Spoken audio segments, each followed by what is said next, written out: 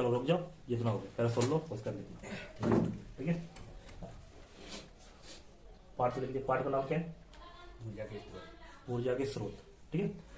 तो क्वेश्चन भी था जैव मात्रा और जल विद्युत ऊर्जा स्रोत में अंतर क्या है, ठीक है। तो देखो अंतर क्या है, अब ये नाम से नहीं चल रहा, पर नाम से भी थोड़ा बहुत तुम्हें मैच करने को मिल जाएगा। देखो जो से मैच हो रहा है, जो डायरेक्ट तुम्हारे हो रहे होंगे, जो तुम अभी तक पढ़ चुके। जल विद्युत का पकड़ते हैं, पहले वही पॉइंट ले रहा है, ठीक है। जल विद्युत, इससे प्रदूषण होता है क्या? नहीं होता। पहला पॉइंट हमें ये मिल गया, ये वाला क्या कि इससे प्रदूषण नहीं होता। तो इसको कैसे करना पड़ेगा, उसका उल्टा, इससे प्रदूषण होता है, ठीक है। एक पॉइंट होगा क्लियर केवल नाम से, ठीक है। दूसरा में याद रखना है, इसमें उल्टा जा रहा है। पिछली बार ये वाला सस्ता था, अब इन दोनों की तुलना में ये वाला सस्ता है, याद रखना। कौन सा वाला? जैव वाला। जैव वाला कैसा होगा? सस्ता होगा। ऐसे लिखोगे, जैव मात्रा स्रोत कैसे होते हैं? सस्ते होते हैं। जबकि जल विद्युत ऊर्जा स्रोत कैसे होते हैं? महंगा होता है, ठीक है। ये 2 पॉइंट सीधे याद रखना, इनको याद नहीं करना। ये दोनों हर जगह चल रहा है, तुम ध्यान दिए होगा। एक प्रदूषण वाला, दूसरा कीमत वाला, है ना। कौन महंगा कौन सस्ता है, ठीक है। 2 पॉइंट होगा सीधे। अब तीसरा पॉइंट और हम उसी पे जा रहे हैं, दाम से।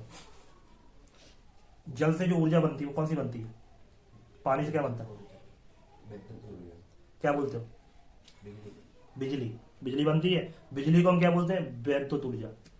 कौन सी ऊर्जा? विद्युत ऊर्जा। तो ये तो याद रखना, पानी से केवल एक ही ऊर्जा बनाई जाती है, बांध बना के, ऊपर से पानी गिरा के। कौन सी? करंट बनाया जाता है। और करंट को उसको हिंदी में क्या बोलेंगे? विद्युत। तो इससे कौन सी ऊर्जा बनती है? विद्युत ऊर्जा बनती है। इसका याद हो गया, इसका तो याद हो गया। इसका याद रखना, जैव मात्रा से रासायनिक ऊर्जा बनती है, ठीक है। जैव मात्रा से रासायनिक ऊर्जा बनती है, ठीक है। मतलब ये जैव वाली जो भी चीजें वहां से केमिकल ही निकलता है। केमिकल, रासायनिक को केमिकल बोलते हैं, ठीक है। इनसे केमिकल ही चलता है, जो प्रदूषण भी फैलाता है। केमिकली जो प्रदूषण फैलाता है, सुना होगा, ठीक है। और हिंदी में क्या बोलते हैं उसको? रासायनिक ऊर्जा, ठीक है। अगला जो जा रहा है, देखो नीचे से चल रहा है क्योंकि ये सरल जा रहा है।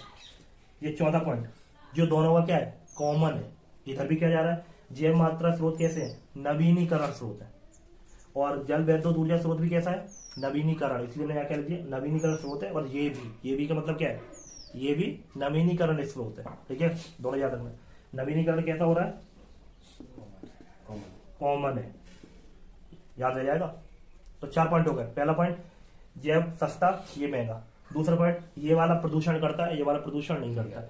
फिर तीसरा वाला क्या यूज किया था कि ये रासायनिक ऊर्जा देता है, ये विद्युत ऊर्जा देता है, बिजली देता है, ठीक है। चौथा क्या जाता है? ये नवीनीकरण है और ये भी नवीनीकरण है। 4 पॉइंट हो गए, ठीक है। अब अगला, अब शुरू से आ जाते हैं। देखो इस पे जा रहे हैं, इससे थोड़ा ज्यादा आसान हो रहा है। जल विद्युत ऊर्जा कहां से बन रही है? जहां बांध बनाए जाते हैं, ठीक है। अब ऐसा नहीं कि पानी और उससे सीधा बिजली बना लो, नहीं बन रही है। सबसे पहले क्या करना पड़ेगा? बांध बनाना पड़ेगा।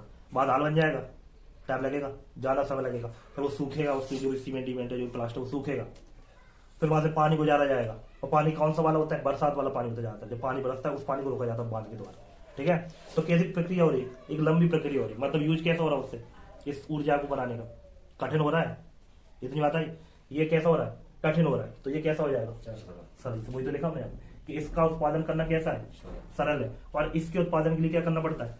बांध बनाने पड़ते हैं। और बांध बनाने के बाद क्या तकलीफ आ रही, तुमने भी मौके बोल दी, ठीक है। वो इसमें यूज कर सकते हो, ठीक है। बांध बनाने में ज्यादा समय लगता है, फिर बरसात होगी, पानी रुकेगा, फिर तब जाके बिजली बन रही है।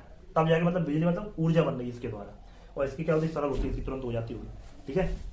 मतलब एक कठिन है तो दूसरी सरल है, सीधी सी बात, उल्टा करना है, ठीक। अगला पॉइंट, जैव मात्रा। कृषि भूमि को दिमाग में रखना कि जैव मात्रा से कृषि भूमि पर क्या नहीं हो रही? कोई हानि नहीं हो रही, ठीक। अब ये वाला कैसे हानि कर रहा होगा? ये काम और उल्टा कर लो, इसको पहले ले लो, कृषि भूमि वाला इसका, तो इसका अपना पता चल जाएगा। देखो अब जो बताओ, जब बांध बनाए जाते हैं तो फिल्मों में भी देखा होगा, पुरानी फिल्मों में ज्यादातर बाढ़ आती थी, आजकल नहीं आती। पुरानी फिल्मों में बहुत आती, देखना, ब्लैक एंड व्हाइट जो फिल्में होती थी उनमें ज्यादा आती थी। उनमें क्या होता था? बांध जब बना है, और बांध जब बना है उसके पहले वाला क्षेत्र जो होता है ऊंचा होता है, और बांध के बाद वाला नीचा होता है, ठीक है। नीचे क्षेत्र है, तो वो नीचे क्षेत्र में भी गाँव बसे रहते थे।